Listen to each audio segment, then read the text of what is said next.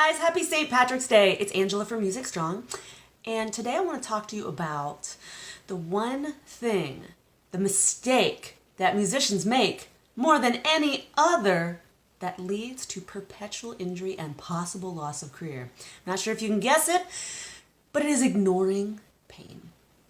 How many people, myself included, do you know who, when they get a little twinge when you're playing, whether it's in your wrist, your arm, your shoulder, your back, your knees, your hips, elbows, toes, whatever, you feel something that's like, this doesn't quite feel right, and it gets worse, and you just ignore it, and you just push through, because we think we just have to push through, we just have to suffer a little bit, we've just got to get through, because we don't know what to do, right? So we think, well, maybe if I ignore it, it'll go away. It'll get better once I stop. But then how many of us notice that nagging little pain that happens when we play turns into more often, turns into all the time, gets worse when we play, gets worse and just continues to get worse. And we don't know what to do. So we continue to ignore. Maybe it's not that bad for you. But how many of us, raise your hand, how many of us have had pain when we play and we just choose to ignore it and we hope it gets better? Or maybe you're in an orchestral setting or you're at a gig and you're at a show and you really just don't have the choice to stop and take care of that. Maybe you know what's going on, but you don't have time, right? Your show is 2, 3, 4 hours long. You just can't stop and deal with it, right? How many of us do that? So I say the number one mistake is that we ignore pain, but it's also that we push through when we shouldn't. But I'm going to give you something different. We don't need to just stop. So if I say we should, if we're ignoring pain, most doctors would tell you, well, if it hurts, don't do it. It's not that simple, guys. So if they say, all right, well, this hurts, and they say, well, you should just stop. So yeah, if it's an acute pain and it gets worse when you play, playing is part of the culprit, but just stopping playing, just resting, just stretching, have you noticed it doesn't help?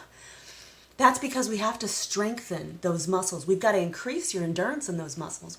We've also got to figure out what is the muscle imbalance that I've got because I play this instrument that is leading to this problem. Because if you think about where you were maybe a year ago, this is now St. Patrick's Day, it's March. Where were we a year ago? We were playing like crazy, right? Where are we now? We have had a year-long break. And I know a lot of musicians that their gigs are coming back and we're so excited, right? The gigs are coming back.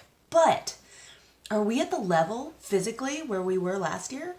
Granted, our playing-related pain has probably come down, but do you have the stamina that you need to play the gigs at the same intensity level you were at before? Probably not. And if you just jump right back into it, what do you think is the likelihood of having some kind of pain come back faster and more intense because all we did was rest? Rest isn't rehab, guys. What we have to do is we got to be strong. You got to be music strong. So that's the number one thing, and the number one thing you can do about it is strengthen. But don't go blindly strengthening random muscles, especially if you don't know what good form is. So there's a method to this, and I'm going to teach it, and I'm going to empower you to know what the heck to do whenever this happens in my group coaching. So I'm starting a case study.